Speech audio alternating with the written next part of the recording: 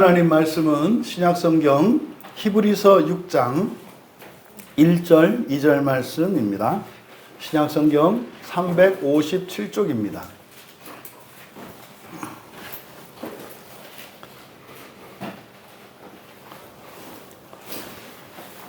신약성경 히브리서 6장 1절, 2절 말씀을 우리 함께 읽겠습니다.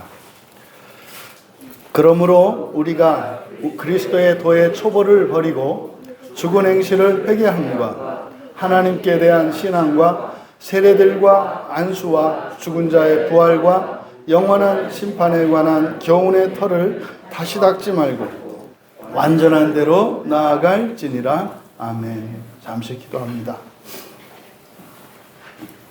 하나님의 말씀이 진리인 것을 믿으며 하나님의 말씀이 이 세상을 창조하신 것을 믿으며 또한 하나님의 말씀을 저희들의 마음에 심을 때에 참으로 저희를 새롭게 창조하신 것을 믿으며 하나님 말씀 앞에 섰사오니 성령 하나님께서 이 시간 진리로 하나님의 창조의 일들을 이루어 주셔서 저희들의 본성을 바꾸어 주시고 저희들의 본성의 변화와 함께 필연적으로 동반되어지는 삶의 변화들을 통해 하나님의 행하신 일을 보아 더욱 믿음이 굳건하여질 수 있도록 은혜를 내려 주시옵소서.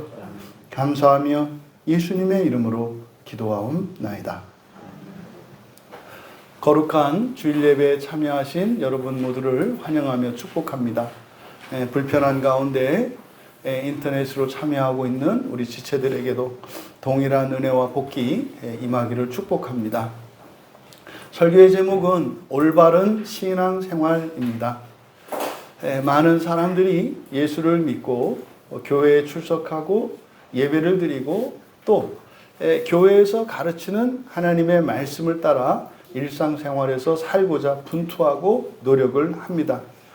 하지만 너무나 많은 그리스도인들이 자신들이 하는 이러한 행위들에 대해서 또한 이런 실천들에 대해서 분명한 목적과 그 의미를 알지 못한 채 그저 타성에 젖은 생활을 하게 됩니다. 그러면은 이제 계속 가지 않을 수 없어서 계속 가게 되는, 하지만 예배를 드리는 자리에서조차 왜 내가 예배를 드려야 하는지 그 의미와 가치를 알지 못하기 때문에 기대감을 갖지 못하게 되고, 기대감을 갖지 못하게 되면 믿음이 없기 때문에 엄청나고 놀라운 은혜가 부어지는 이 예배의 시간에 빈손으로 돌아가는 일들이 너무나 많은 겁니다. 이것은 예배 시간에만 일어나는 것이 아니라 여러분들의 일상생활 속에서도 여러분이 성경을 읽고 기도하고 또한 하나님의 말씀을 따라 살려고 여러분이 노력하고 애쓰는 그러한 일들의 실질적인 효과와 위력들이 경험되지 않는 겁니다. 오늘 부디 이 말씀을 통해서 이렇게 흩어져 있어서 실질적인 영향력을 행사하지 못했던 우리의 신앙생활들이 이렇게 체계적으로 잘 결합되어서 정말 구원의 능력을 경험하는 그 일들이 일어나는 전기가 되기를 주님의 이름으로 축복합니다. 히브리서 6장 1절 2절은요. 이것은 신약의 쉐마라고 할 수 있습니다. 신명기 6장에서 이스라엘 백성들에게 이제 가나안 땅에 들어가서 그들이 지켜야 하는, 반드시 지켜야 하는, 그래서 들으라라고 시작되어지는 일명 쉐마라고 하는 이 말씀. 이것은 하나님의 언약의 기초, 하나님의 말씀을 듣고 지키지 않으면 하나님께서 약속하신 모든 복과 절대적인 보호와 안전에 대한 이 모든 약속들이 유보되는 겁니다. 사라지는 게 아니고 유보되는 겁니다. 그래서 구약의 백성들이 누리지 못했던 거예요. 그 바람에 그들이 누리지 못하고 유보되었던 그 복들이 쌓여서 우리들에게까지 흘러온 겁니다. 근데 문제는 기독교 교회에 똑같이 동일한 일들이 일어나고 있는 거예요. 그래서 히브리서 기자는 바로 히브리서 6장에서 신약의 그리스도인들에게 들으라고 외치는 겁니다. 들어라. 여러분, 이 말씀을 듣지 않으면 구약의 역사를 반복할 수밖에 없습니다. 이것을 기억하셔야 해요. 그래서 성경의 모든 말씀이 다 하나님의 말씀이고 다 똑같이 중요하겠습니다만, 우리가 예수 그리스도를 믿고 실질적인 구원의 은혜와 그 구원하시는 하나님의 그 능력을 경험하지 못하는 그 첫 번째 이유가 바로 히브리서 6장 1절과 2절에 대한 오역으로 보는 거예요. 그래서 이 히브리서 6장 1절 2절은 굉장히 중요한 말씀입니다. 혹시 여러분 가운데 예수를 믿고 살아가는데 그 유익을 실제적으로 누려본 적이 없고, 또 정말 예수님을 믿고 성경을 믿고 살아가는 그 일에 어떤 기대감이 안 되고 그것이 여러분의 능력이 되지 못한다면 사실상 교회 안에서 잘못 가르쳐졌기 때문이라고 말씀을 드리는 거예요. 그것의 핵심이 바로 히브리서 6장 1절과 2절의 말씀입니다.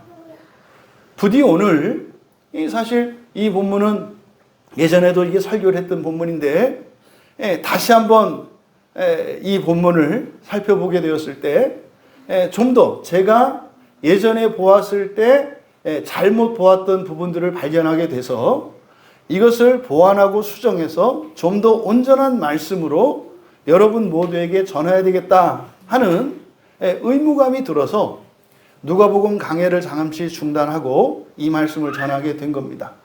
그러니까 오늘 이 말씀을 여러분들이 정말로 잘 받아들이시고 믿음으로 정말 이 말씀을 통해서 예수 믿고 살아가는 것이 얼마나 영광스럽고 복된 것인지를 단 한 분도 예외 없이 경험할 수 있게 되기를 바랍니다. 여러분, 그래서 설교의 제목을 올바른 신앙생활이라고 한 거예요. 무엇이 올바른 신앙생활인가? 이것을 간단하게 이야기할 수는 없겠습니다만 이게 전체적으로 우리에게 주시는 교훈의 말씀이기 때문에 이 말씀을 기초로 여러분들의 생각과 여러분들의 삶을 되돌아 보시면 무엇이 문제이고 무엇이 넘쳤고 무엇이 모자랐으며 이런 것들을 여러분들이 깨닫게 될 것이고, 그러면 그 문제의식을 통해서 여러분이 하나님의 말씀을 따라 올바른 신앙생활 하기로 결단하고 나아간다면 그때부터 여러분의 삶은 정말로 생생한 구원의 삶을 살아가시게 될 겁니다. 그렇게 했는데 안 되거든? 저한테 반드시 오셔가지고 따지십시오. 그래서 그 원인이 무엇인지를 분명히 밝혀내고 정말 단 한 사람도 우리 광야교회에 속한 지체들의 일상 속에서 누군가가 당신은 왜 예수를 믿는가? 라고 물어보았을 때 머뭇거리나 주저하지 않고 즉각적으로 대답할 수 있게 되기를 축복합니다. 아멘 소리가 우리 소마이가 엄청 커요. 저는 그렇게 들려요. 아멘으로. 저도 아멘입니다. 먼저 이 6장 1절과 2절이 성경을 보시고 우선 동그라미를 치면서 잘못된 잘못 오역되어진 부분들을 우선 대략 단어들을 가지고 정리를 하고 1절과 2절을 이제 사역을 함으로써 히브리서 6장 1절과 2절이 하는 말씀에 일단 문자적인 의미를 먼저 밝히고자 합니다. 여러분들이 먼저 6장 1절에서 동그라미를 치셔야 되는 부분이 초보라는 말에 동그라미를 치십시오. 초보. 초보가 아니라 이것은 시작입니다. 시작. 그래서 초보를이 아니라 시작의입니다. 시작의. 그러니까 시작의라는 말을 초보를이라고 번역을 해놓은 거예요. 이게 얼마나 큰 차이인지 아시겠죠? 또 버리고라고 하는 말, 버리고를 동그라미 치십시오. 여기서 버리고라고 하는 것은 그냥 용납했기 때문에 이렇게 하십시오. 용납했기 때문에. 용납했기 때문에. 그리고 이제 뒤에 나오는 내용들, 죽은 행실을 회개함과 하나님께 대한 신앙과 세례들과 안수와 죽은 자들의 부활과 영원한 심판에 관한 요것들을 이제 설명을 할 거고, 교훈의 터, 동그라미 치시고 교훈과 토대를 이렇게 바꾸십시오. 교훈과 토대를. 이게 교훈의 터 이렇게 묶으면 안 된다 이 말이에요. 교훈과 토대가 따로 떨어져야 한다는 거예요. 그 다음에 닦지 말고 라고 하는 이것을 허물지 말고로 바꾸십시오. 허물지 말고. 뭐 노파심에서 말씀을 드리는데 정확한 거니까 불안해하지 마세요. 마음 같아서는 그냥 헬라어 성경을 펴놓고 이렇게 가르쳐 드리고 싶은데, 그러려면 뭐 설교가 한 3시간 이상 돼야 되니까 그냥 믿는 게 훨씬 낫겠죠? 아멘. 네. 그러니까 지금 제가 전해드린 것은 성경 원문에 있는 근본적으로 잘못된 거, 이것은 무슨 해석이나 이것이 아니라 근본적으로 말도 하게 잘못된 거. 여러분, 지금 제가 여러분들이 하나하나 단어들을 수정을 했는데 너무 어이없지 않으십니까? 너무 어이없지 않아요? 그러니까 이런 본문을 설교할 때는 이제 사실은 설교자인 저는 이제 죽어나는 거예요. 막 이렇게 분해서, 그리고 억울하고 안타까워서. 왜 이럴까? 왜 이럴까? 지금 1절과 2절이 그리고 이렇게 뒤죽박죽 되어 있습니다. 원문과 지금 우리말 성경에는 이제 내용을 좀 더 쉽게 이해시키고자 1절, 2절을 이렇게 한데 뒤섞어 놨기 때문에 또 더 어지럽습니다. 그래서 이걸 사역을 하면 이렇게 됩니다. 그러므로 우리는 그리스도의 시작의 말씀을 용납했기 때문에, 이 앞에가 분사구문이에요. 그래서 버리고 이렇게 하면 안 되고 이거를 용납했기 때문에로 바꿨잖아요. 우리는 그리스도의 시작의 말씀을 용납했기 때문에 그 완전함 위에서 우리말 성경 2절의 끝에 완전한 대로 이렇게 되어 있는데, 완전함 위에서 이제 쭉 소개되는 6가지, 2개의 토대와 4가지 교리를 다시 허물지 말고 감당해야 된다. 이게 1절과 2절의 전체 내용의 사역입니다. 다시 한번 읽어드리겠습니다. 그러므로 우리는 그리스도의 시작의 말씀을 용납했기 때문에 그 완전함 위에서 2개의 토대와 4가지 교리를 다시 허물지 말고 감당해야 한다. 이해되시죠? 이 6장 1절과 2절의 가장 근본적인 실수는 맨 앞에 그리스도의 도의 초보를 버리고라는 말이에요. 이게 이제 미칠 정도로 괴로운 거예요. 여러분, 초보라고 하는 말이 여러분들에게 시작이라는 의미로 받아들여지시나요? 아니면 기초적인 것으로 받아들여지나요? 기초적인 것으로, 가장 낮은 수준으로 받아들여지지 않으시나요? 여러분, 하다못해 무슨 유명한 식당에 가더라도 원조라는 말을 쓰기를 좋아하잖아요. 예? 감자탕 원조, 설렁탕 원조, 부대찌개 원조. 그래서 1원조, 2원조 쫙 붙어 있잖아요. 그러니까 여기에 초보라고 번역된 말이 원조라는 말이에요. 시작이라는 이 아르케거든요. 그러니까 여기서 그리스도의 초보라고 하는 순간 이제 설교자들이 한국 우리말 성경을 보고 이 성경 본문을 보게 되면 이제 괴로워하기 시작하는 거예요. 초보라고? 뒤에 나와 있는 6가지 내용들이 여러분 초보입니까? 아니에요. 그 연결이 안 된다고요. 그래서 맨 처음에 시작한 그리스도의 도의 초보라고 하는 이것은 그리스도의 시작의 말씀이에요. 그대로 직역하면 그리스도의 시작의 말씀. 그러면 지금 소유격인 초보라고 번역한 아르케. 시작에, 그러니까 도의라고 도를 소유격으로 만들었잖아요. 도가 목적격이고요. 뒤에 나오는 초보라고 번역한 이 시작이 소유격이라고요. 그러니까요, 시작의 말씀을, 뭐 도라고 해도 되겠죠. 로고스니까.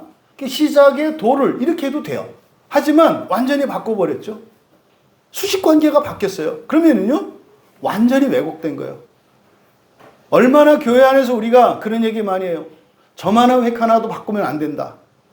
점하고 획은 안 바꿨는데 통째로 바꿔버렸어요. 그러니까 그리스도의 시작의 말씀 그러면은요, 우리들은 이게 실감이 안 나요. 그리스도의 시작의 말씀 그러면 이게 생각이 나야 되는 거예요. 예수님이 공생애를 시작을 하시고 맨 처음 하셨던 시작의 말씀이 뭐예요? 회개하라. 하나님의 나라가 천국이, 마태복음에서는 천국, 누가복음, 마가복음에서는 하나님의 나라. 여러분, 예수님이 그리스도로 맨 처음 시작하신 말씀, 하나님 나라의 도예요. 회개하라는 것은 여러분이 수차 제가 강조합니다만 반성하라는 게 아니에요. 이게 지적질하는 말이 아니에요. 가치관을 바꾸라는 거예요. 어느 것이 더 소중하고 어느 것이 값없는 것이라고 하는 가치관이 있어요. 사람들은 가치관에 따라 살아가요. 예수님이 맨 처음에 하신 말은 이 세상보다 더 소중한 게 하나님의 나라다. 이걸 가르쳐 준 거예요. 이 가치관을 바꾸라고 한 거예요. 이게 그리스도의 처음의 말씀이에요. 그리스도의 처음의 말씀. 그리고 이 처음의 말씀, 이것은 이제 왜 초보라는 말과 여기서 말하는 이 시작, 처음, 시작, 이 말을 왜 이렇게 혼동한 것이 말도 안 되냐면 앞에 5장 12절에 보세요. 5장 12절에 보시면 때가 오래되었으므로 너희가 마땅히 선생이 되었을 터인데 너희가 다시 하나님의 말씀의 초보에 대하여 누구에게서 가르침을 받아야 할 처지이니 단단한 음식은 못 먹고. 이게 지금 5장 12절의 말씀은 그거죠. 예수님께서 제자들에게 주신 마지막 명령이 뭐예요? 제자 삼아라 했죠. 그걸 바꾸어 말하면 너희는 뭐가 되라는 거예요? 선생이 되라는 얘기죠. 제자 삼아라 이 말은 먼저 선생이 되라는 전제가 있는 거예요. 그럼 예수님께서 3년 동안 제자들을 데리고 다니시면서 가르치셨는데 가르치신 목적이 뭐였다는 거예요? 선생 만드는 거였다는 거예요. 선생 만드는 거. 선생이 되라는 이야기가 있는 거죠. 근데요, 선생 되는 것으로 끝내지 말고 제자 삼으라는 건 뭡니까? 선생 되는 목적이 너에게 있지 않다는 거예요. 선생 되는 과정은 우리가 구원을 이루어가는 과정이고 믿음을 가지는 과정이고요. 근데 그것은 이 구원이라는 것은 개인적인 것이 아니라 공동체적인 것이기 때문에 네가 선생 되는 게 목표가 아니라 뭐다? 다른 사람을 또 그렇게 만드는 게 목표라는 거죠. 그래서 세례를 줘서 제자 삼으라고 하신 것이 예수님의 대위임 명령이에요. 근데 그 일이 안 일어나요. 지금 2000년이나 지난 지금도 마찬가지예요. 선생이 되려고 하질 않아요, 사람들이. 선생은 안 되고 선생질을 하려고 그러죠. 선생이 돼서 선생으로 살아야 된다니까요. 그런데 많은 선생이 아니라 적은 선생, 하나님의 말씀을 따른 하나님 나라의 복음을 전하는 선생이 되라는 거죠. 그렇지 못한 그것에 대해서 5장 12절에서 말씀을 한 거예요. 어쩌면 너희들은 맨날 그 젖먹이와 같이 사느냐. 어떻게 너희들은 그냥 맨날 뭐 이렇게 누구한테 이렇게 배워야 되고 이래야 되냐 이 말이에요. 그러니까 배우는 게 잘못된 게 아니죠. 배우기만 하는 거예요. 어떻게 그러냐 이거요. 가르치기도 하라는 거죠. 전하기도 하라는 거죠. 그것을 안타까워하면서 5장 12절에서 하나님의 말씀의 초보라고 했잖아요. 이때 초보와 6장 1절에 쓰인 초보는 완전히 다른 단어예요. 완전히 다른 단어예요. 이것을 말씀드리는 이유는 뭐예요? 6장 1절에 그리스도의 도의 초보를 이라고 된 것이 번역 잘못됐다고 지금 설명드리는 거예요. 이걸 바로 잡으면 뭐다? 그리스도의 시작의 말씀 또는 처음의 말씀이라는 거예요. 그리고 여기서 버리다, 버리고라고 번역된 이것이 아피에미입니다. 아시죠? 이 단어는.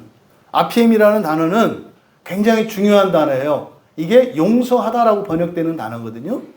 이 아피에미, 그러니까 아피엠이라는 것은요, 우리가 용서하다라고 주요 사용되는데, 용서하다, 이 아피에미의 중요한 개념이 뭐라고 그랬습니까?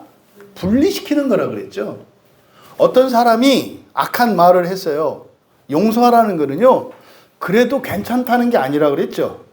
그가 한 그 악한 말과 그 사람을 분리시키라는 거예요. 그래서 그 악한 말은 떼어버리는 거예요. 그리고 그 사람은요, 받아들이는 거예요. 그래서 이 아피엠이 용서하다라고 번역되는 이 단어가 분리시켜서 떼어버리는 것과 분리시켜서 용납하는 두 가지 개념이 있어요. 떠나다라고 하는 말이 가는 사람 입장에서는 떠나지만 남아있는 것 중에서는 남겨지는 거잖아요. 그래서 떠나다, 남겨지다라고 하는 이중적인 의미를 갖는 것처럼 용서하다라는 말이 용납하다라는 의미도 있고 버린다는 의미도 있어요. 근데 버리는 것은 죄인 거죠. 이번 주에 우리 교회 지체 가운데 자기가 어떤 말을 했는데 기억이 없어요. 네? 또 자기가 어떤 말을 들었는데 아무도 그 말을 한 적이 없어요. 이게 영적으로 이런 일이 일어난다고 그랬잖아요. 그래서 그 사람이 하는 모든 말을 가지고 그 사람을 판단하면 안 되고, 그 사람을 판단할 때는 선하고 의로운 말이면 그 사람의 말로 받아들이고, 악하고 죄된 말이면 그 사람의 말이 아니라 악한 영이 역사하는 거고 죄의 말이라는 것을 깨달아서 그걸 분리시켜서 버리라는 거예요. 그리고요, 그 악한 말 속에 그걸 문자적으로 받지 말고 이 상황 속에서, 그리고 내가 함께 살아오면서 그 사람에 대한 믿음과 신뢰가 있잖아요. 그럼 그 사람의 진심을 알아들을 수 있어요. 나가서 죽어라 그랬을 때 나가서 죽으라는 말로 들으면 안 되고, 나가서 죽으라는 말을 분리시켜서, 이게 악한 말이잖아요. 이건 버리고, 그러면 그걸 걷어내면 그 사람의 진심이 있잖아요. 나 죽을 만큼 괴로워. 이렇게 받아들여야 되는 거예요. 이게 용서한다는 거죠. 이게 아피에미가 가지고 있는 의미예요. 그러니까 버린다라고 해석할 때는 앞에 있는 것이 부정적인 것이죠. 나쁜 거잖아요. 그러니까 여기서 그리스도의 도의 초보를 버리고, 그러니까 초보하고 꿍짝을 맞추려니까 이 아피에미가 버리고가 되는 거예요. 왜? 초보라는 의미로 이해되니까. 그러니까 이게 초보가 아니라 가장 중요한 그리스도의 시작의 말씀, 처음의 말씀이라니까요. 그러니까 이건 버리고라고 하면 안 되고 어떻게 되는 거예요? 받아들이는 거죠. 용납하는 게 되죠. 근데 이게 분사구문이라고요. 분사구문이라는 게 뭐냐면 그냥 여기에 어떤 접속사가 붙어 있다 이 말, 생략되어 있다 이 말이에요. 그러니까 너희들은 뭐라 그랬어요? 그리스도의 시작의 말씀을 용납했기 때문에 여러분들은 예수 그리스도께서 회개하라, 하나님의 나라가 가까웠다라는 말을 받아들이셨죠. 이 얘기를 하는 거예요. 그런데 자꾸 이거 갖고 덤벼요. 아니, 예수를 믿는데, 예수를 믿는다는 거는요, 기본적인 전제가 뭐예요? 이 세상의 삶보다 하나님 나라의 삶이 훨씬 가치가 크다는 것을 인정한 사람이에요. 근데 맨날 이 세상에서 잘 사는 법을 가르쳐 달래. 이게 뭐 하자는 거예요? 그렇다 해서 이 세상에서 잘 사는 것을 성경에서 금하고 있느냐? 그렇지 않아요. 잘 살기를 원한다니까요. 근데 그거는요, 예수를 믿는 순간 부수적인 것이 되는 거예요. 예전에는 그것을 위해서 내 힘과 열정과 노력을 다 하고 살았는데, 이제 이 문제는 누구에게 맡기는 거예요?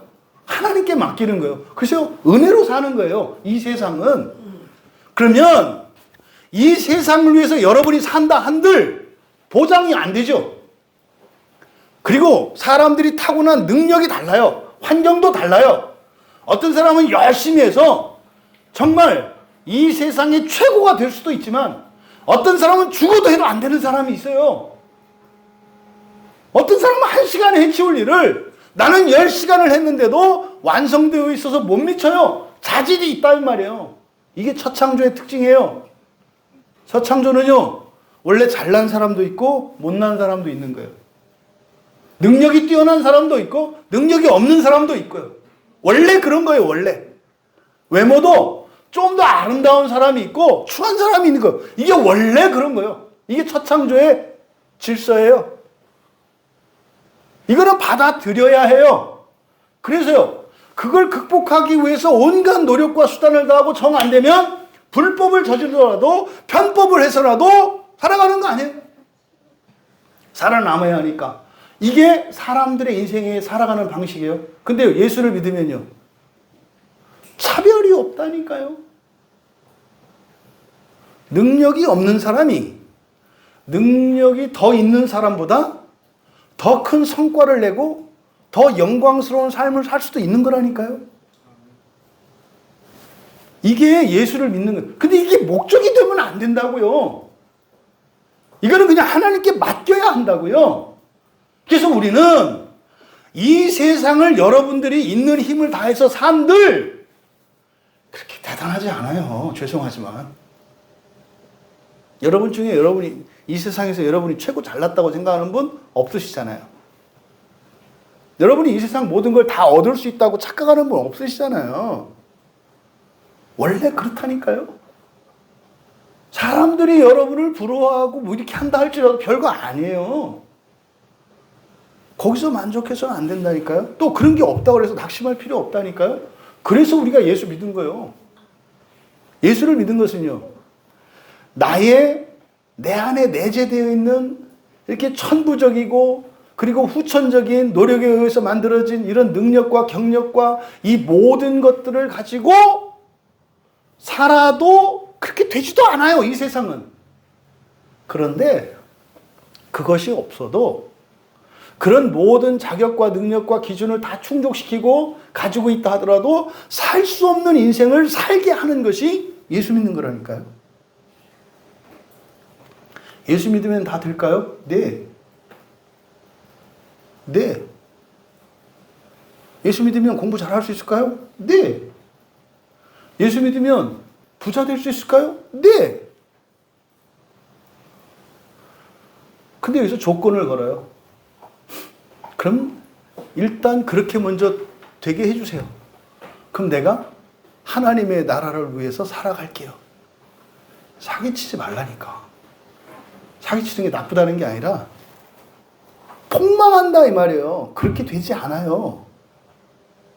우리의 의식이나 이런 게 그렇게 되지 않는다고요.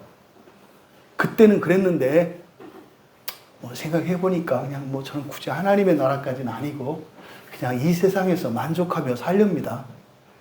속담이 있잖아요. 화장실 들어갈 때 나올 때 다르다고. 그러니까 여러분이 고난 가운데 있어요. 어려운 가운데 있어요. 기회예요, 기회. 이거 사라지면 마음 싹 쉽습니다. 여러분 필요한 거 다 채워지고 나면 하나님 나라가 신기할 정도로 투명해져요. 안 보여요. 고난이 있을 때 또한 그 고난에 매이면 안 보여요. 고난의 장벽이 높아서. 그래도 고난이 있을 때 하나님 나라를 볼 수가 있어요. 장벽 너머에 보이니까.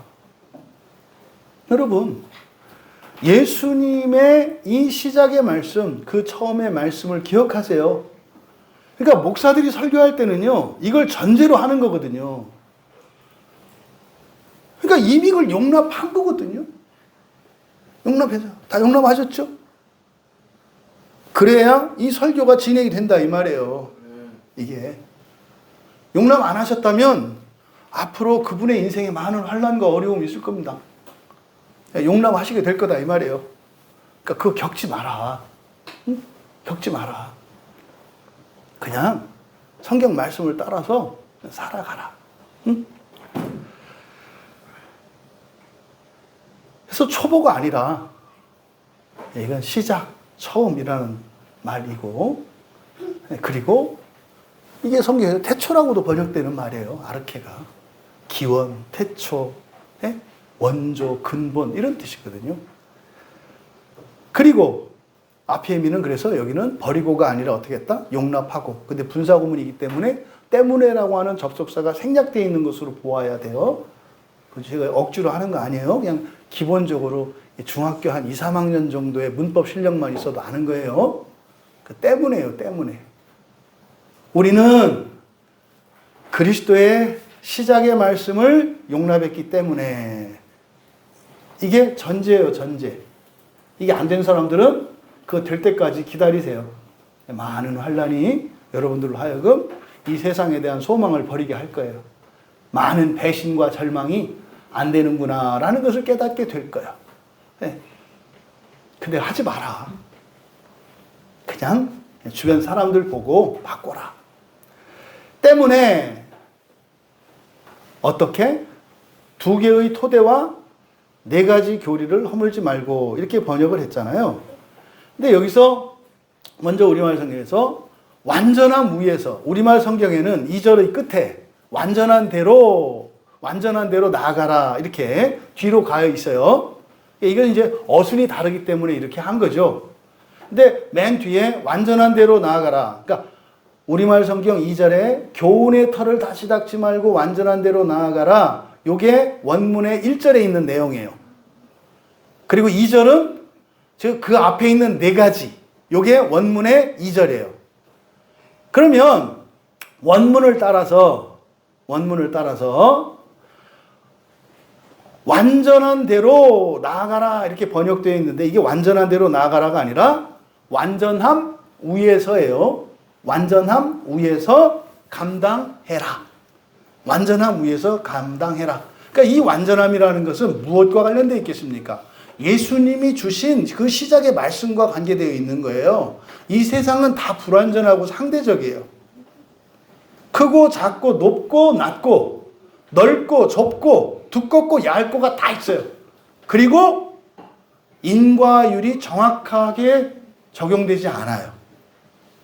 많이 했는데 적게 거두고 열심히 했는데 망하고 능력이 있는데 실패하고 이런 일들이 일어나요. 이게 지상의 인과율이에요. 그래서 완전함이라고 하는 것은 천상의 인과율. 이게 우리가 새벽에 보는 욥기의 주제라고 그랬죠. 지상의 인과율을 천상의 인과율로 바꾸라는 거거든요. 그래서 완전함이에요. 그러니까 그 완전함 위에서 감당해라. 감당한다는 게 뭐겠습니까? 신앙생활을 하는 거예요. 그래서 완전함 위에서 감당한다고 하는 것은 올바른 신앙생활을 하라는 말로 이해한 거예요. 그래서 설교의 제목을 올바른 신앙생활이라고 한 거예요. 예수님이 여러분에게 주신 구원, 예수님이 여러분에게 주시려고 하는 미래에 대한 소망과 영광, 이게 올바른 신앙생활이에요. 맞고 틀리고를 말하는 게 아니에요. 이렇게 하면 틀리고 이렇게 하면 옳고를 말하는 게 아니에요. 여러분들이 예수를 믿으면서 너무 좋고 감사하고 기쁘고 그냥 죽을 것 같고 이런 걸 말하는 거예요. 원래 예수 믿으면 그런 거예요. 여러분이 주일에 교회 한번 나와서 예배를 드리잖아요. 그 유익이 엄청 큰 거예요. 그걸 여러분들이 일주일 살면서 누리는 거예요. 그래서요, 이놈의 시간이 왜 이렇게 안 가나 이렇게 사는 거예요. 요즘에 왜 이렇게 시간이 안 가? 왜? 주일이 이렇게 안 와? 농담 같은데 진짜로 이래야 된다 이 말이에요. 왜요? 주일을 지나고 나면은요, 지금까지 살아본 적이 없었던 새롭고 영광스러운 삶을 살게 되거든요. 그러니까 지금이 불만족스러워서가 아니라 너무 좋은데 다음 주에 더 좋아진다니까 그거에 대한 기대로 주일을 기다리는 거예요. 그래서요, 빨리 이게 뭐예요? 이게 마라나타 주 예수여 속히 오시옵소서가 이 마음이에요. 종말을 바라는 게 주일을 바라는 거라니까요. 여러분들이 종말에 대한 여러분들의 마음가짐과 실존은요, 주일에 대한 그것과 하나도 다르지 않아요. 여러분들이 주일을 싫어하잖아요. 넉넉한 지옥의 시간이 있다는 것만 아시면 돼요. 막 지옥이 아니라 주일이 기다려지고 막 그러잖아요. 그럼 여러분들이 낙원의 삶이 거의 꽉 찼을 가능성이 많다는 것을 그렇게 아시면 돼요. 천국과 지옥이, 낙원과 지옥이 애매하지 않아요. 그리고 이게 막 겁먹고 이럴 일도 아니고요. 뭐에 대할 일이라고요? 선택할 일이라니까요. 그리고 그게 종말에 일어나는 일이 먼 미래에만 일어나는 게 아니라 오늘 현재의 삶 속에서 일어나는 거라니까요. 성경은요, 확실한 구원에 대한 가르침을 주는 거예요. 이게 온전함 위에서 감당하라는 말이에요. 쉽게 얘기해서, 여러분 예수 믿고 사는데 뭐 이렇게 쪼잔하게 살고 이렇게 찌질하게 살고 이렇게 빙딱처럼 살아요 이 말이에요. 이게 저같지 않으니까 우아하게 이렇게 표현한 거예요. 사실 뒤집으면 이렇게 얘기하는 거예요. 왜 그러고 사냐? 왜 그러고 사냐? 그렇게 살 필요 없어. 너는 예수를 믿었잖아. 요 이야기예요. 히브리서 기자가 주시는 신약의 쉐마라고 제가 이거 명명한 거예요. 아무도 없어요. 근데 앞으로 그렇게 얘기할 거예요, 아마. 모든 교회에서 설교할 때 히브리서 6장 1절과 2절은 신약의 쉐마입니다라고 이제 어떤 학자가 얘기해 주기를 바래요. 그럼 권위가 생기고 따라서 할 테니까. 근데 틀림없는 말씀이에요. 그 복과 은혜를 누리시기 바래요. 그러니까 올바른 완전함 위에서 감당해야 되는 거예요. 그런데 주의사항이 있죠? 주의사항이 뭐예요? 다시 허물지 말고예요. 다시 허물지 말고. 다시 허물지 말라고 하는 것은 뭡니까? 이미 누군가가 허물었다는 거죠. 맨 처음에 허문 게 아담이죠. 맨 처음 허문 게 아담이에요. 그냥 두 번째로 크게 얘기해서 구약의 백성들이 허물었죠.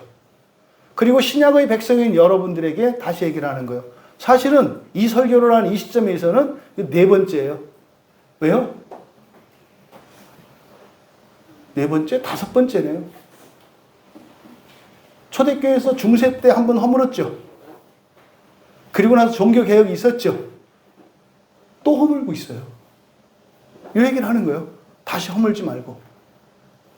제가 신학 박사와 자신 있게 싸웠던 거잖아요. 이게. 다시 허물지 말고라고 하는 이 말을 어떻게 이렇게 할 수 있는가. 그래가지고 막 제가 박사도 아닌데 신학 박사하고 싸워서 저는 이겼다고 생각하고 거기는 고집 세다고 생각하고 뭐 그러겠죠. 근데요, 심판은 누가 해야 되는 거죠? 심판은 누구예요? 성경이에요, 성경. 성경에서 해야 되는 거예요, 성경에서. 여러분 성경 한번 찾아보세요. 고린도 후서 4장 9절. 고린도 후서 4장 9절. 여러분들이 직접 확인을 하셔야 돼요. 그래야 성경이 뭐라고 심판했는지, 과연 제가 맞는지, 그 신학 박사님이 맞는지, 성경의 판결을 우리가 알 수 있죠. 고린도 후서 4장 9절 같이 읽겠습니다. 시작. 박해를 받아도 버림받지 아니하며 거꾸로 뜨림을 당하여도 망하지 아니하고. 여기 지금 다시 닦지 말고라고 번역한 이 말이 카타발로라는 말이거든요. 이 카타발로라는 말이 히브리서와 여기 고린도 후서 4장 9절에 사용된 말이에요. 여기서 뭐라고 돼 있어요? 거꾸로 뜨림을 당하고 이렇게 번역됐죠.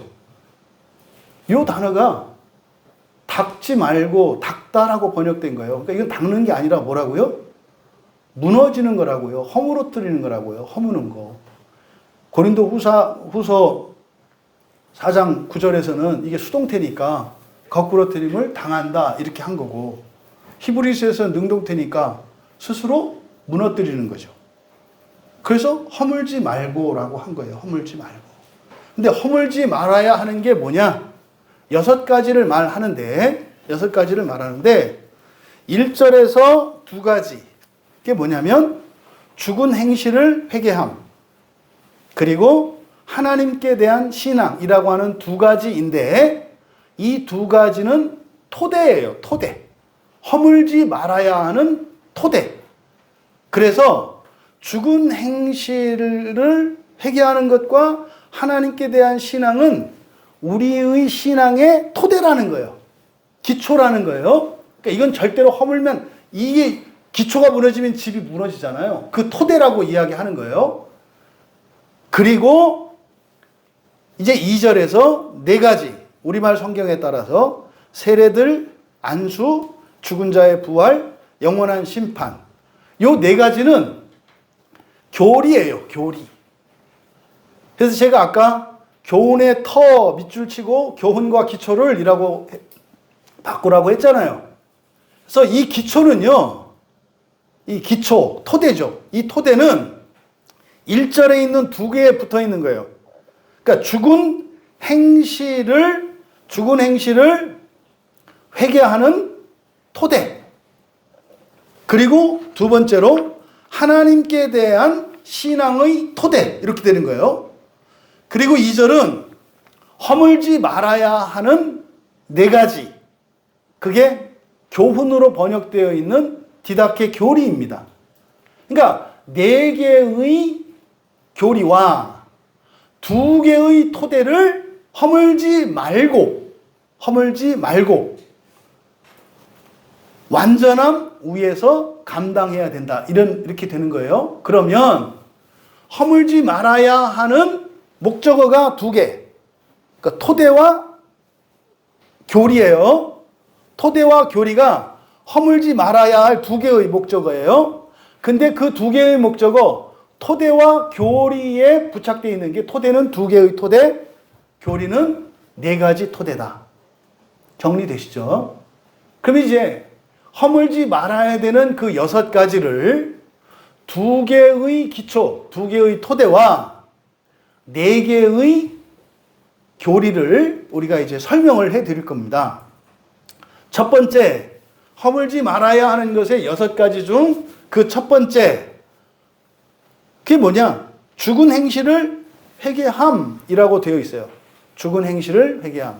여기서는 행실로 이렇게 자꾸 번역이 되는데, 이게 이제 에르곤을 이렇게 번역하는 거거든요. 이거 에르곤은 일이에요. 일. 그러니까 이 일이 행실이라는 의미로 쓰일 수도 있어요. 그러니까 나의 일, 그럼 나의 행실로 번역할 수도 있어요. 근데 1차적인 의미는 일이에요. 일. 그러니까 그대로 직역하면 죽은 일들이에요. 죽은 일들. 그러니까 죽은 행실 그러면 여러분이 딱 떠오르는 게 뭡니까? 나쁜 짓 하는 거 이런 거 떠오르잖아요. 도덕적으로, 법적으로, 신앙적으로 나쁜 거 이런 생각이 떠오르잖아요. 그런 의미가 아니에요. 여기서. 그럼 거기는 행위라고 구체적으로 이야기를 한다고요. 근데 여기서는 죽은 일들입니다. 죽은 일들로부터 회개하는 토대예요. 죽은 일들로부터 회개하는 토대. 여기서 죽은이라고 하는 말이 네크론이거든요. 네크로스라고 하는 것은 이게 살고 죽는 데 의미가 있는 게 아니라 능력과 효력이 사라지는 걸 말해요. 그러니까 사람이 나이를 먹으면 어떻게 해요? 늙어지죠. 요걸 죽어간다고 얘기하죠. 건강이 점점 힘이 떨어져 가죠. 이게 네크로스예요, 네크로스. 그래서 죽다라고 할 때 이 네크로스로 표현을 하면 점점점 기력이 세잔해져 가지고 점점 병약해 가는 측면을 말하는 거예요. 그러니까 여기서 죽은 일들이다라고 하는 것은 어떤 도덕적인 선악이나 이런 걸 말하는 게 아니에요. 가치 없는, 의미 없는 일들을 말하는 거예요. 이거는요, 여기서 지금 여러분들이 똑같이 예배를 드리는데 어떤 사람은 이게 죽은 일이 될 수도 있어요. 이해되시죠? 아무 의미 없는 일이 된다 이 말이에요. 의미 없는 일이 아니라 고난받는 일이지. 그래서 복되게 되는 거예요. 은혜를 못 받으면 절대 편하지 않거든요. 괴롭게 만들거든요. 왜? 고난의 복이라도 하라고. 그러니까 의미 없다라고 하는 것은 이 시간에 주어지는 그 은혜와 복을 누리지 못하는 걸 말해요. 그러니까 이것은 죽은 일들로부터 할 때 그 죽은 일은 교회 다니고 성경 보고 뭐 이런 것만 말하는 게 아니에요. 우리 청소년들 놀아도 죽은 일들이 있고 놀아도 살아나는 일이 있어요. 이해되세요? 게임을 하고 놀아도 죽은 일이 있고 게임을 하고 놀아도 사는 일이 된다니까요. 여러분들이 게임을 하고 휴식하고 놀 때 그게 진정한 쉼이 된다면 그거는 살아나는 일이에요. 근데요, 게임을 하고 나왔는데 쓰레기통을 차. 그건 죽은 일을 하고 온 거예요. 응? 예배를 딱 드리고 딱 나가는데 막 힘이 있어. 살아있는, 사는 일을 한 거예요. 근데요, 끝나고 나고 투발 이러고 가요. 그럼 죽은 일을 하고 나온 거예요. 부디 오늘 예배만큼은 살아나는 일들이 되기를 축복합니다. 그러니까 여기서 죽은 일들로부터 회개라는 것은 종교적이고 도덕적이고 이런 걸 말하는 게 아니라 뭐요? 의미 있고 가치 있는 일이 돼야 한다 이 말이에요. 뭐가? 모든 게 다. 모든 게 다. 공부하든 일하든 쉬든 놀든 모든 게 다. 그러니까 여기서 돌이키라라고 하는 이것은 우리의 일상 가운데 의미 없이 하는 일들과 행동들, 그리고 말들과 생각들, 이런 것들로부터 돌이키라는 거예요. 의미 있고 가치 있는 것으로. 이해되시죠? 얼마나 많은 사람들이 의미 없는 일을 하는지 몰라요. 그냥 하거든요. 의미 있는 일을 하려면요, 왜 하는지 목적을 알아야 되고요. 그 일에 대한 기대감이 있어야 되는 거예요. 이게 의미 있는 일이에요. 근데요, 왜 하는지도 몰라요. 기대감도 없어요. 이게 여기서 말하는 회개를 촉구하는 죽은 일들이에요. 그리고 여기에 사용된 회개라고 하는 말이 여기서 회개하라 그랬을 때는 메타노이아예요. 메타노이아는 지성의 회개죠. 그러니까 이거는요, 행실을 끊어라, 고쳐라 이게 아니에요. 뭘 바꿔라?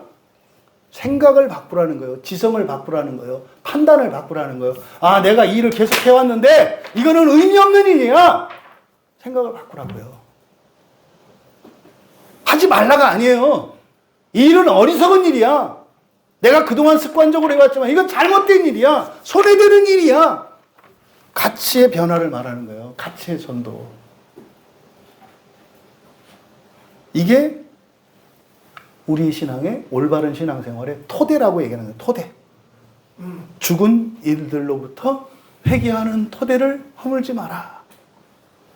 그럼 여러분의 삶 속에는요, 의미 없던 일들이 의미 있게 바뀌겠죠. 그러면 그것만으로도 여러분들의 삶이 훨씬 행복해지고 가치 있고 영광스럽고 부유로워집니다. 여러분이 얼마나 의미 있는 삶을 사시는지 모르는 거예요. 순간순간. 왜요? 잡혀있기 때문에. 그래서 브루스라고 하는 신학자는 이걸 죽음에 이르게 하는 인간들의 실제적인 모든 악행이라고 번역을 했는데, 이거는 너무 좀 과한 거예요. 여기서 죽음에 이른다라고 하는 것은 뭐 이렇게 심판의 결과나 이런 게 아니라 뭐예요? 자기 자신에게 이득이 되지 않는 그러한 일들을 하는 걸 말하는 거예요. 두 번째로, 하나님께 대한 신앙. 이거는 이제 여러분들은 알아들을 수 있어요. 이 설교를. 이 설명을. 왜냐하면 구원에 대해서 사람들이 잘못된 이해를 갖고 있기 때문에 그래요. 여기에 하나님께 대한 신앙이라고 이렇게 이제 번역이 되어 있는데요.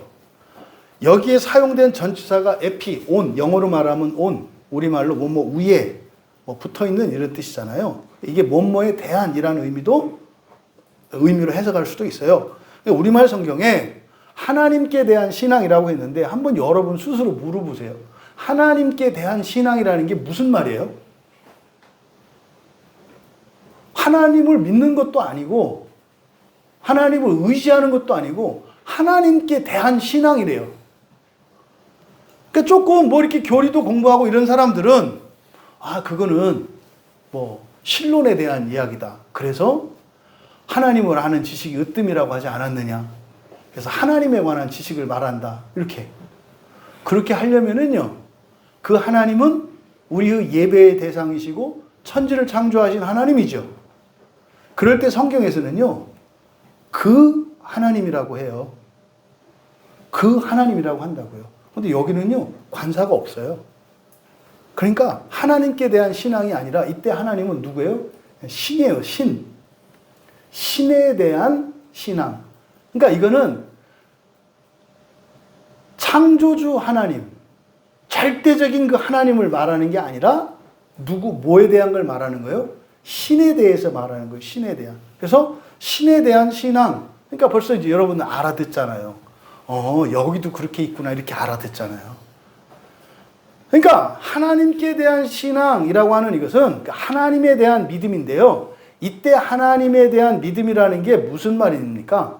하나님 되는 것에 대한 믿음이에요. 여러분이 하나님의 아들, 하나님의 자녀가 된다는 믿음을 말하는 거예요. 그러니까 구원은 뭐다?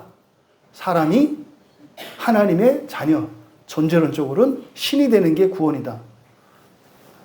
제 얘기가 아니라 성경의 이야기예요. 요 두 가지가 토대다 이 말이에요. 이건 허물지 말아야 한다고요. 그런데 구약의 이스라엘 백성들이 이걸 허물어 버렸다고요.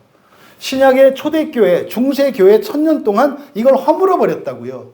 종교개혁 이후에 개혁교회라고 하는 이 사람들조차 또 허물어 버렸다고요. 왜요? 이 성경을 초보를 버리라고 해석하니까 이걸 버렸다 이 말이에요. 근데 이게 무슨 뜻인지를 모르죠?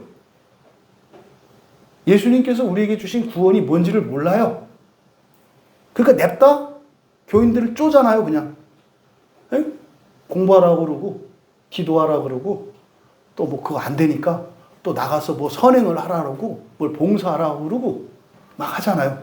그렇게 해도 안 되니까 교재 바꿔가지고 또 정신 못 차리게 다시 공부시키고.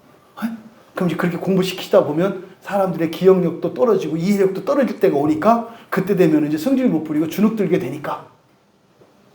이게 지금 실제로 교회 안에서 일어나는 실상이에요.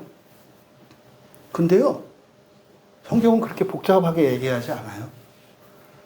그러니까 하나님에 대한 신앙의 토대를 허물어 버리지 마라. 근데 대부분 여러분 광야교회 와서 처음 듣지 않으셨어요? 이미 허물어진 이유를 살았기 때문에 처음 듣잖아요. 이상하잖아요. 그러면 어떻게 해라? 그럴 때 이상한 얘기 들으면 어떻게 해라? 가까이 하지 말고 멀리 해라. 이거는 로마 교황청이 했던 얘기예요. 종교재판할 때. 교회에서 말하지 않는 다른 얘기를 하면 무조건 멀리 해라. 왜? 그건 이단이니까. 그리고 신고해라. 왜? 불태워서 죽여야 하니까. 이런 일이 오늘날 계속 우리 교회에서 지금 일어나고, 우리 교회가 아니라 이 시대의 교회에서 일어나고 있어요.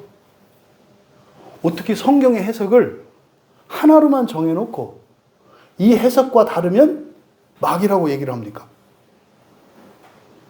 성경은 그런 게 아니에요. 그리고 그런 성경을 우리 가지고 있지도 못하잖아요. 완전하게. 잘못된 거죠. 하나님에 대한 신앙의 토대. 가치 없고 의미 없는 일들로부터의 회개. 이게 그 토대다 이 말이에요.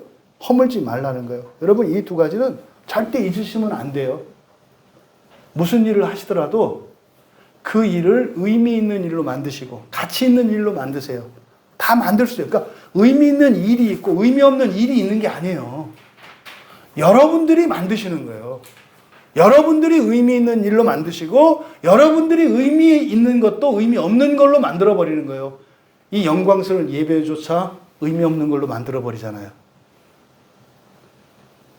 여기서 막 우리 본성이 바뀌고 인생을 바꾸고 팔자를 바꾸는데 이거 자체를 의미 없는 일로 만들어버리지 말아요.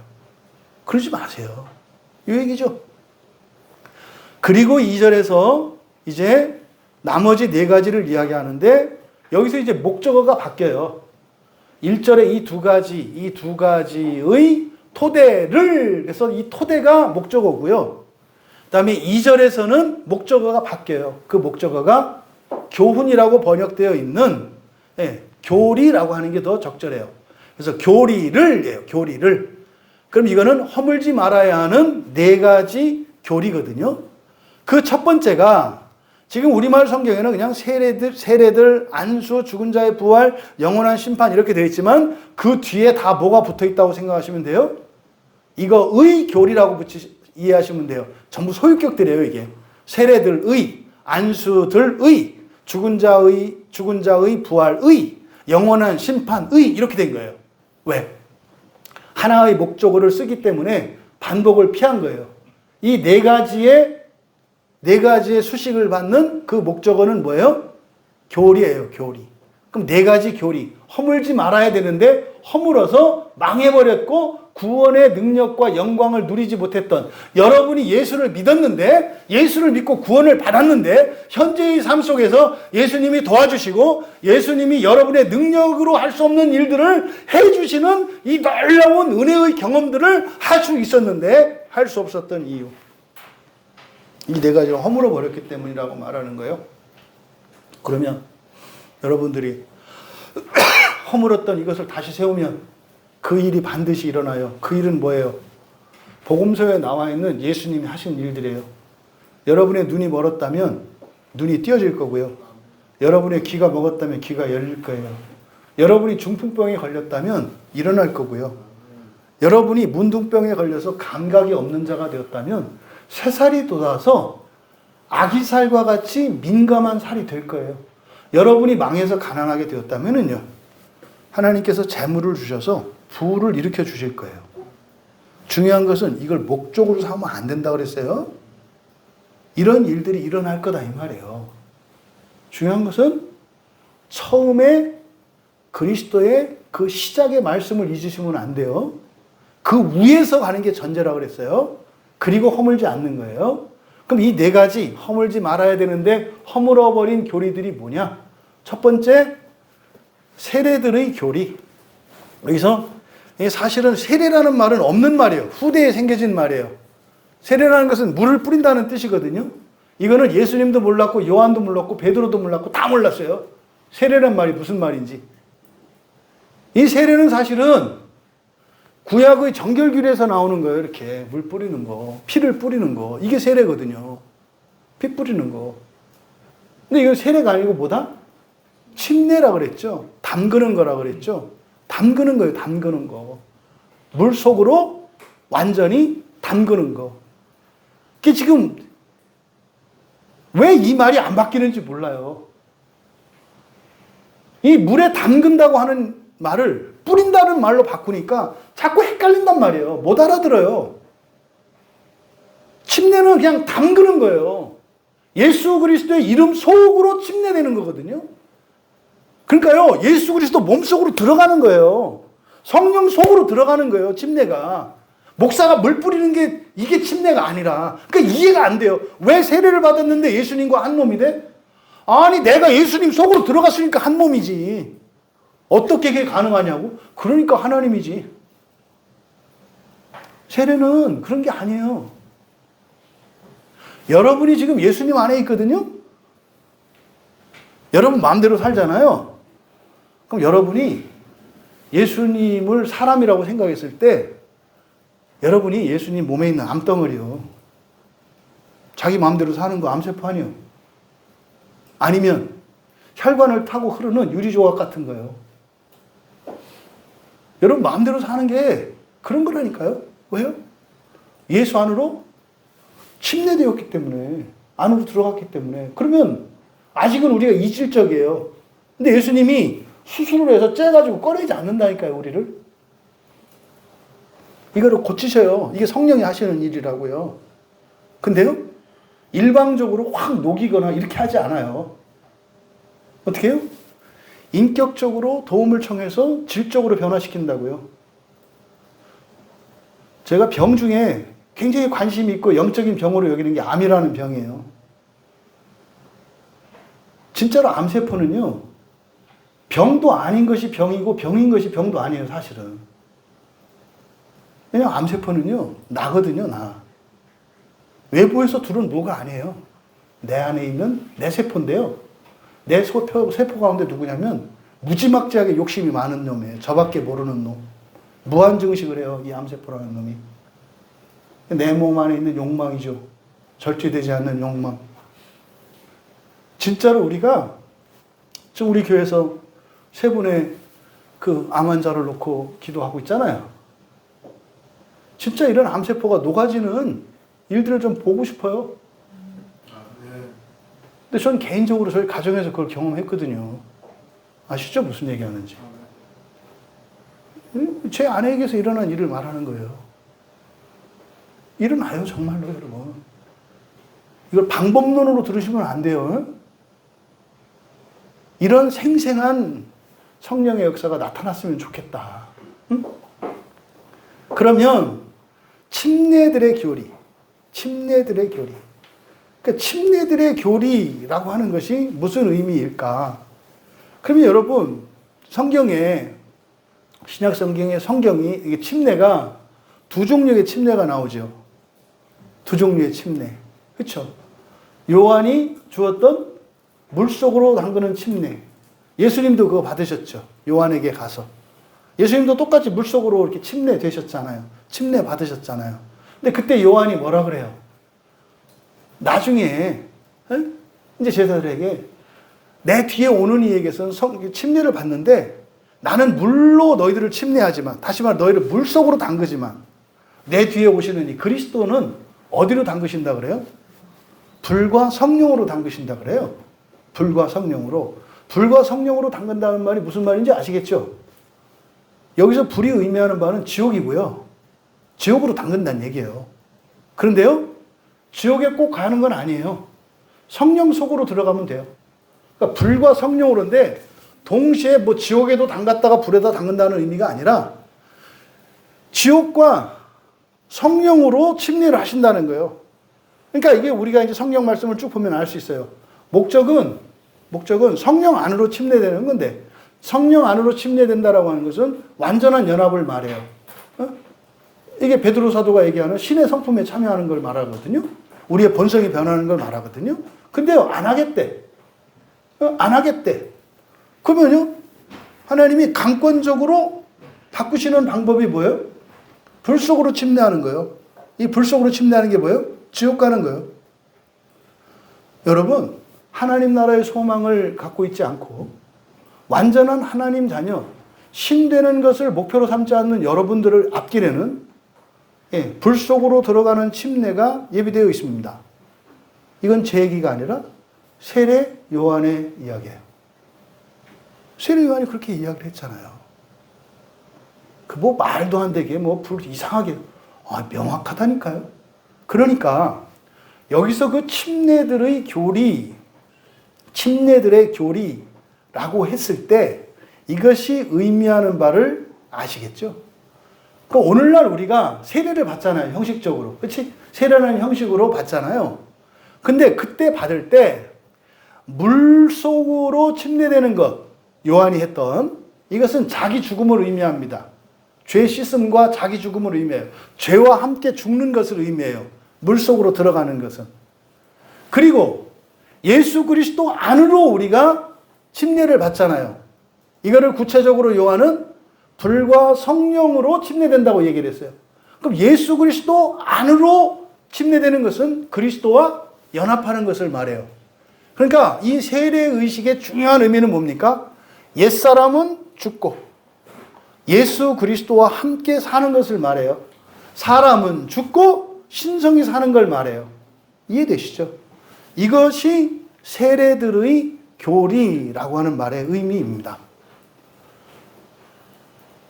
네 번째로, 그리고 교리의 두 번째, 허물어야 하는 것의 네 번째, 안수라고 되어 있는데 안수들의 교리예요. 여기도 복수형으로 쓰고 있어요. 안수들의 교리. 마찬가지로 침례들 복수형을 썼잖아요. 그래서 이 침례의 두 가지 의미를 말했잖아요. 그럼 여기도 안수들의 교리, 그러니까 안수들의 교리니까 손들을 올려놓는 것의 교리이거든요. 여기서 올려놓다라고 하는 에피테시스라는 말인데, 이 에피테시스는요, 올려놓는다는 의미도 있고요.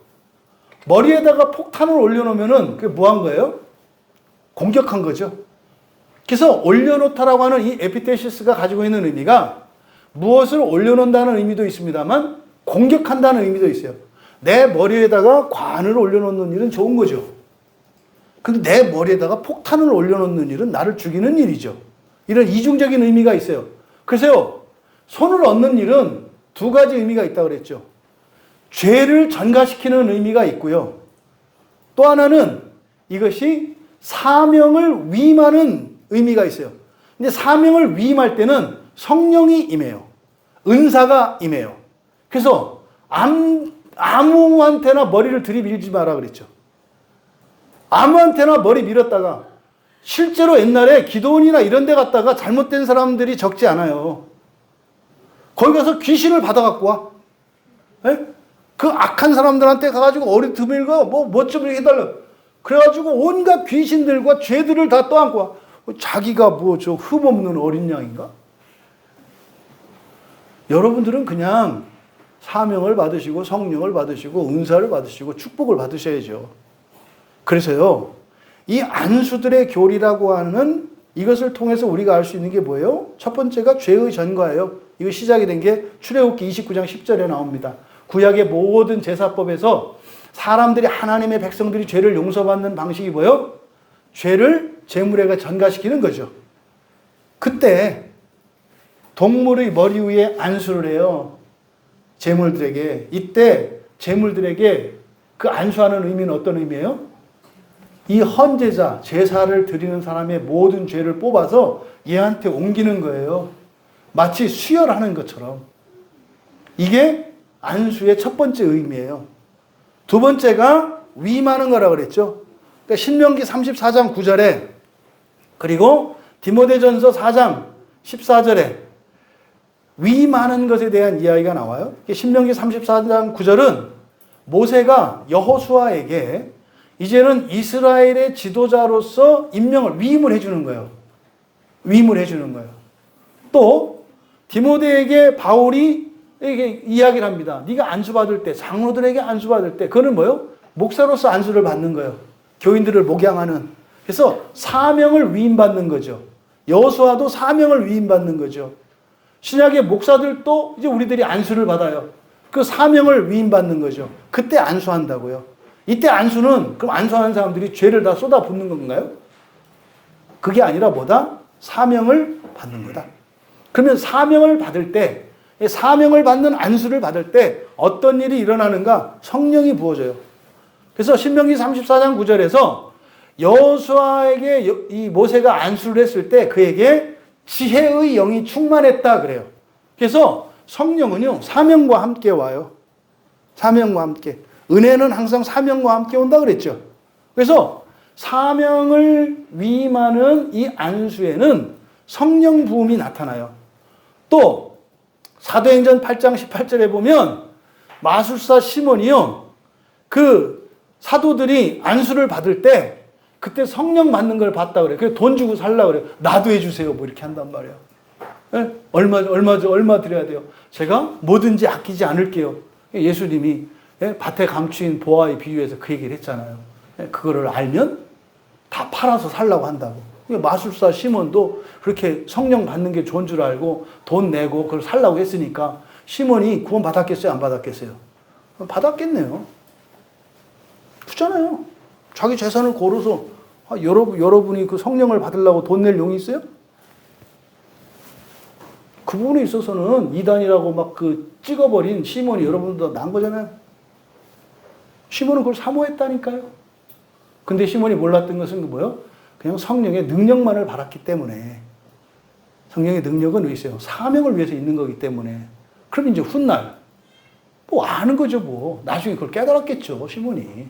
그렇게 해서 구원 받았겠죠. 그게 전부 구원받는 해피엔딩이에요 성경 얘기는. 어떻게 하면 구원 못 받고 어떻게 하면 구원 받고. 아니 뭐 성경이 오징어 게임입니까? 어떻게 성경을 그렇게 봐요? 이렇게 하면 구원 받고 이렇게 구원 못 받고? 살 떨려서 하겠어요?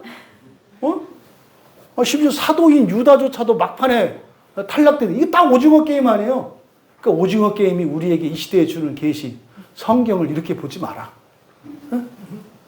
이게 은혜로 받으면 되는 거죠. 그 다음, 다섯 번째로, 그리고 교리의 세 번째, 죽은 자의 부활, 이렇게 돼 있어요. 그래서 이제 죽은 자들이죠. 죽은 자들의 부활의 교리.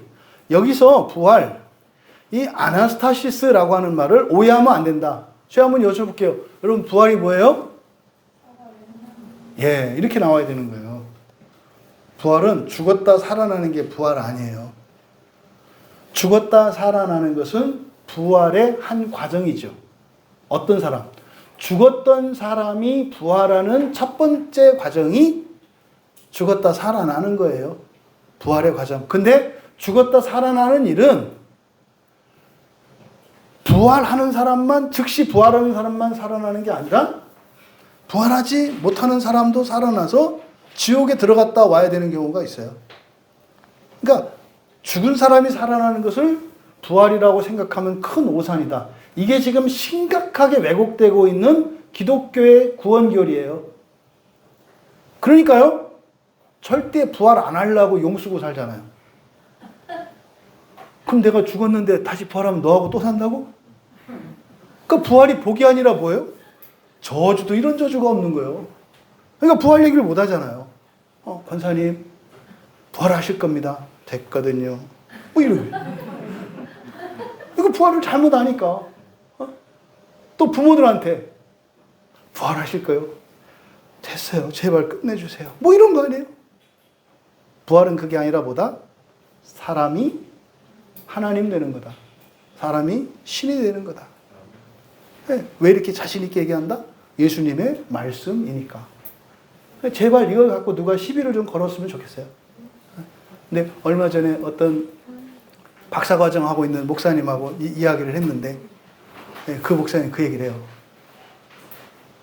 1년 6개월 동안 고민을 했다고.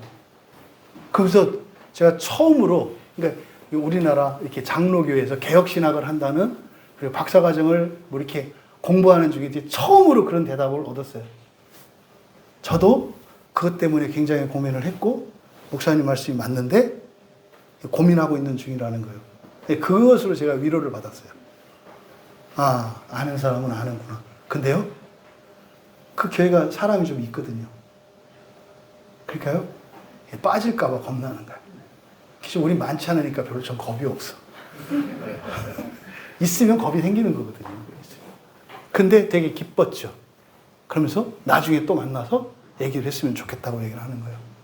예수님 말씀이에요, 여러분. 이게 구원이에요. 그래서 죽은 자들의 부활의 교리. 부활은 그냥 죽었다 살아나는 걸 말하지 않는다. 존재의 완전한 변화를 의미한다. 이 단어가 성경에 맨 처음 사용되는 것은 마태복음 22장 23절이에요.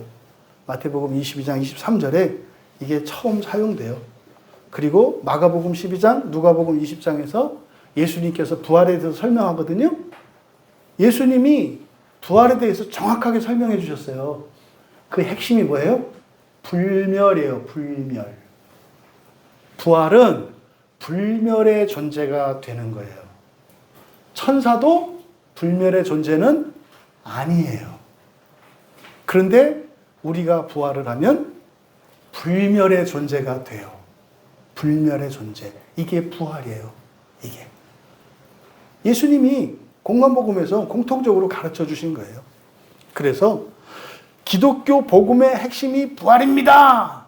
라고 말은 하는데 그 부활에 대한 개념과 정의를 잘못 말해. 그러니까 여기서 확 깨는 거예요. 이게 기대가 안 되는 거예요. 이게. 예수님의 말씀이라니까요.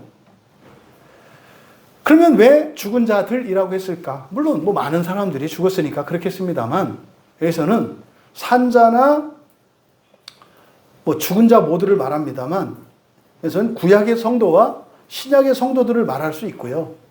또 이것은 조금 더 거슬러 올라가서 노아의 홍수를 기준으로 해서 노아의 홍수 때 그 심판에서 죽은 자들과 그 이후에 지옥에 가는 자들을 말하는 거죠. 이게 죽은 자들의 부활이에요. 그래서 노아의 홍수 때 그 방주를 타지 못하고 죽었던 이들 중에서 그들도 부활을 해요? 안 해요? 한다 이 말이에요. 구원을 받는다고요. 왜요? 예수님이 내려가셨잖아요. 예수님이 가셔서 복음을 전하셨다고요. 또 지옥에 가서도 불지옥에 들어가 있는 이들도 부활을 해요? 안 해요? 한다고요. 이 얘기하면 지금 교회들이 난리가 나는 거예요. 지옥 가도 구원받는다고 했다고 난리 치는 거예요. 이게 뭐예요? 지옥이 뭔지 모르니까 그 얘기를 하는 거예요. 아니 지옥에 갔다가 구원하면 안 돼요? 내가 아는 하나님은 지옥에 가서라도 구원하시던데. 제가 살아보니까 그렇더라니까요. 제가 막 죄를 짓고 막 가도 버리시는 게 아니라 끝까지 오셔서 구원하시던데. 여러분 죄가 죄지니까 단칼에 베버리시고 다시는 안 나타나시던가요? 제가 만난 하나님은 안 그랬어요. 근데요? 왜 여러분들이 그런 생각하니까 어떻게 해요? 사람들을 그렇게 베버리잖아요. 그렇잖아요? 한 번, 두 번 참는데 세 번 이상은 못 참는다며. 그런 게 어딨어?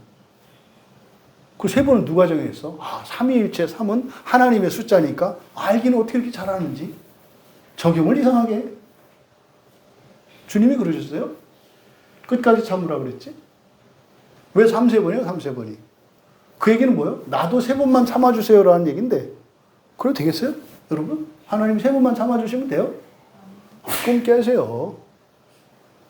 참고 또 참아주세요. 뭐 이래야 되잖아요. 그러니까 그냥 하나님이 어떤 분인지를 좀 이렇게 인격적으로 생각을 해보면 지옥에 가면 구원하지 않으신다는 이 말이 얼마나 하나님을 옹졸한 분으로 만드는지를 그리고 우리의 의식 수준으로 가두는 것인지를 이해할 수 있잖아요. 그냥 신학적인 담론 말고 그냥 인간적으로. 어떤 사람은 3번만 용서해 주는 사람이 있고 어떤 사람은 무한히 용서해 주는 사람이 있어요. 하나님이 누구를 닮았을 것 같아요? 무한히 용서해 주는 사람 닮지 않았겠어요? 근데 왜 구원하면 안 된다고 하냐? 이게 로마 캐톨릭의 영향이라니까요. 지금 한국 개혁주의 교회에서 뜯어 고쳐야 되는 게 이거예요. 그 종교개혁을 한 그 로마 캐톨릭의 그 악랄함과 잔인함, 그 비정함과 그 말도 안 되는 그 종교재판에서 어마어마한 피해를 당하고도 이제는 지들이 그 짓을 하려고 그래. 뭐 어떤 교회만 구원을 받고 어떤 교회는 구원 안 받고 어떤 교리를 공부하고 어떤 책을 공부했으면 구원받고 어떤 걸 모르면 이게 마녀사냥 하던 그놈들이 하던 짓이라니까요. 왜 이런 걸 안 하고요? 말씀드렸죠? 장로교회가 헌법과 같이 여기는 가장 중요시 여기는 웨스트민스터 신앙고백이라는 게 있어요. 이 웨스트민스터 신앙고백이라고 하는 것은요. 모든 장로교회가 이거를 받아들이는 신앙고백이에요. 근데 이 웨스트민스터 신앙고백이 생긴 목적이 뭔지 아세요? 이 웨스트민스터 신앙고백의 기능이 뭔지 아세요? 영국의 역사를 아시는 분들은 영국은요, 크게 세 나라가 합쳐져 있어요. 잉글랜드라고 하는 지금 본토를 차지하고 있는 애들, 그 민족들, 이게 바이킹의 후예들이에요. 원래는 이게 외부에서 들어온 떼놈들이에요, 이놈들이. 지금은 주인이 돼 있죠. 이놈들이 누구 비슷해요? 미국에 있는 백인들 비슷한 애들이에요. 원래 아메리카 대륙의 주인은 누구였어요? 북아메리카, 인디언들이었잖아요. 그 쫓아내고 지금 백인들이 판치는 거 아니에요? 똑같아요. 지금 영국도 그 잉글랜드 이게 원래 그 땅의 주인은 그 사람들 아니에요. 원래 그 땅의 토착민들이 누구예요? 아이리시들이에요, 아이리시. 아일랜드라고 하죠, 아일랜드. 그래서 아일랜드 사람들은요, 잉글랜드라는 말을 굉장한 모욕으로 알아요. 그래서 너 영국 사람이야? 너 잉글리시? 그러면요, 화냅니다. 그래서 이 아일랜드라고 하는 땅이 있고요. 그 다음에 여러분 잘 아는 스코틀랜드가 있어요. 그래서 영국은 이게 그 지역 간에 그게 있어요. 본토 잉글랜드와 아일랜드와 스코틀랜드라고 하는 세 지역에다가 이 지역 감정이 엄청 골이 깊어요. 그래서 영국 안에서도 이게 싸움이 나요. 근데 문제는 영국에 기독교가 들어왔잖아요. 그런데 이게 교회 안에서 이게 문제가 되는 거예요. 영국 교회와 아일랜드 교회와 스코틀랜드 교회가 싸워. 그러니까 예수 안 믿는 사람들하고 똑같이 교회가 싸워. 이러면 안 되잖아요. 우리는 예수 그리스도 안에서 한 형제가 됐는데.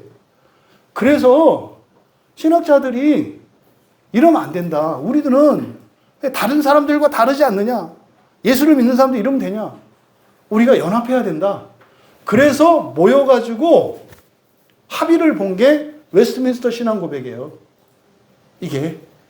그러니까 웨스트민스터 신앙고백은 원래 어떤 상황에서 무엇을 위해서 만들어지는 거예요? 불화하고 갈등하고 대립하던 상황에서 연합하자고 만들어진 게 웨스트민스터 신앙고백이에요. 그런데 오늘날 이 웨스트민스터 신앙고백이 어떤 기능을 해요? 너희와 우리를 나누는 기준으로 삼고 있잖아요. 원래 의도와는 정반대잖아요. 잘못됐잖아요. 그죠? 또, 그 웨스트민스터 신앙고백의 핵심이 뭐냐면요. 웨스트민스터 신앙고백은 33개조로 돼 있어요. 합의를 본 거예요. 그래서 영국 안에서 우리 지역 간에 전라도, 경상도, 뭐 북한 이런 거 싸우지 말자. 우리나라도 지금 심각한 지역 감정이 있잖아요.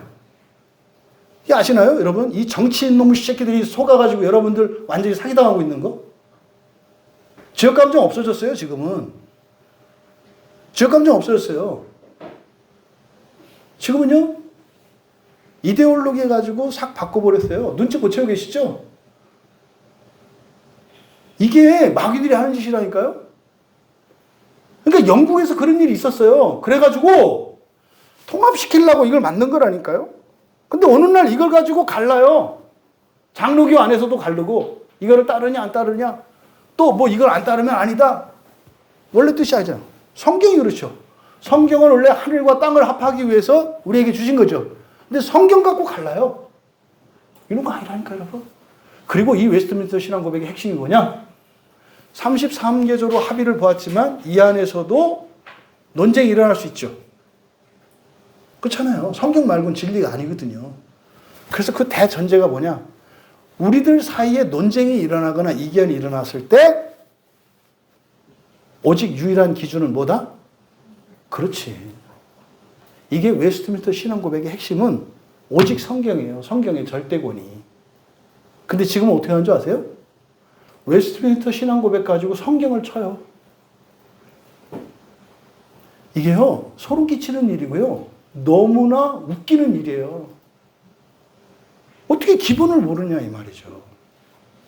그래서 미국에서는요, 웨스트민스터 신앙고백을 원래 33개조인데 3개양 추가해가지고 36개양으로 하거든요. 그거 갖고 또 싸워요. 원래 33개조로 해야 된다. 아니 이게 이렇게 문제가 있으니까 개정해서 36개조로 해야 된다. 이거 갖고 또 싸워요. 싸우지 않는 여러분들 되시기 바랍니다. 여러분, 이 부활에 대한 이야기가 그런 거예요. 부활은 그런 거 아니다. 마지막 6번째로 영원한 심판에 관한 교리. 영원의 심판에 관한 교훈이죠. 그러니까 이거는 그대로 직역하면 영원의 심판의 교리예요. 영원의 심판. 영원의 심판이라는 게 뭘 의미하겠는가? 바로 앞에서 부활에 대해서 얘기를 했잖아요. 네? 부활에 대해서. 그러니까 부활은 그냥 예수 사는 동안 예수 믿었다고 교회 다닌다고 대충 이렇게 한다고 가는 게 아니라고요. 반드시 뭘 거쳐야 한다? 심판을 거쳐야 한다. 심판을 거쳐야 된다. 부활에 이르기 위해서는 자격 조건을 본다 이 말이에요. 자격 조건을 본다. 이게 영원의 심판의 교리예요. 그럼 여러분, 여기서 자격 조건을 간다. 여기서 주눅들 필요 없어요. 이거 절대 주눅들 필요 없다. 왜요? 지금 여기서 히브리서 6장에서 가르쳐줬잖아요. 올바른 신앙생활이 뭔지. 수준을 말하는 게 아니에요. 부활의 조건은. 부활을 믿고요. 부활을 바라고요. 부활을 위한 하나님의 은혜를 구하면서 살면 돼요. 그러면요, 주님이 완성시킨다는 것을 믿는 거예요. 그러니까 우리가 해야 되는 것은요, 부활을 믿는 거고요. 부활을 소망하며 인격적으로 여러분들이 삶으로 살아가고 하나님의 은혜를 구하면서 사시면 돼요. 이게 뭐냐면 여러분 다 하는 거예요. 지금 하는 거. 여러분들이 예수를 믿고 교회 다니고 성경 보고 뭐 이렇게 이게 그거다라고 말씀을 드리는 거예요. 근데 그게 죽은 행실이 돼서 그게 무슨 의미인지 모르고 지루해하고 따분해하고 귀찮아하고 성가시한다 이 말이에요. 다 하면서 뭘 새로운 걸 하라는 게 아니에요. 마귀가 자꾸 허물게 한다니까요. 구약의 성도들이 이렇게 허물었다니까요. 중세 교회가 허물었다니까요. 종교개혁이 일어나서 500년 이후 여기도 또다시 허물었다니까요. 다시 한번 세워야 한다고요. 온전한 무위에서 허물지 않고 올바른 신앙생활을 하며 예수님이 여러분에게 주시려는 그 구원의 영광을 누리고 그것은 종말에 뿐만 아니라 죽음 뒤에 뿐만 아니라 현재의 일상 속에서 그것을 누리며 살아갈 수 있는 여러분 되시기를 바랍니다. 여러분이 부활해서 하나님 나라에 들어가기를 원한다면 온전함 위에서 온전함이라는 것은 주님이 주신 구원에 대한 내용을 말하는 거예요. 그 나라, 그 소망을 말하는 거예요. 그 위에서 허물어버리지 말고 이 두 개의 토대와 네 개의 교리를 허물어버리지 말고, 조심할 것은 역사 속에서 수천 년 동안 계속 허물었다는 역사적 사실을 여러분 기억하셔야 돼요. 역사 속에서는요, 끊임없이 이것을 허물도록 마귀가 역사한다는 것을 기억하셔야 돼요. 속지 마세요. 우리의 신앙의 유일한 기준은 오직 성경이라는 것을 잊지 마세요. 그래야 허물어지지 않아요. 그러면 허물지 말아야 되는 게 뭐라 했습니까? 두 개의 절대적인 토대. 뭐예요? 죽은 행실로부터 회개의 토대. 또 하나님에 대한 믿음의 토대. 이 하나님에 대한 믿음의 토대. 무슨 말인지 이제 다 아시죠? 또 네 개의 절대적인 교리. 허물면 안 되는 절대적인 교리. 세례들의, 침례들의 교리. 그리고 안수들의 교리. 죽은 자들의 부활의 교리. 영원의 심판의 교리. 이거면 온전한 신앙생활 하시는 거예요. 이거를 위해서 여러 가지 구체적인 방법들과 이런 것을 성경이 우리에게 가르쳐 줍니다. 그렇게 따라가시면 돼요. 그러면 여러분 지옥과 정말 상관이 없어요. 그는 죽어서 지옥 안 가는 게 아니라, 죽어서 지옥 안 가는 건 물론이고 살아서도 지옥과 같은 여러분 인생에 들여진 이 불행과 고난과 이런 환란의 그림자들이 지워져요. 이게 지워져요. 예? 여러분, 사랑은 연필로 쓰는 게 아니라 고난의 삶을 연필로 쓰시고, 예? 구원의 지우개로 지우시며 그렇게 살아가시기를 바랍니다. 오늘의 현실을 보십시오. 여러분들의 삶 속에 이러한 온전한 신앙생활의 유익이 누려지고 있는가? 간절히 제가 정말 여러분들 소망합니다. 여러분들이 현재의 삶 속에 있는 지옥들이 사라지기를 바라고, 오히려 하나님 나라의 영광이 나타나기를 바라요. 근데 그 우선순위, 가치 선도가 일어나야 해요. 예수님이 우리에게 주신 그 구원의 복음을 믿고 그것을 위하여 살아가시며 참된 그리스도인의 삶을 살아가시기를 주님의 이름으로 축복합니다. 찬양 준비해 주시고요. 여러분들이 정말 이 시대에 한국 교회에 또 여러분들의 이웃들에게 올바른 신앙생활의 모범이 되어 주셨으면 좋겠어요. 그래서 억지로 막 이렇게 하는 게 아니라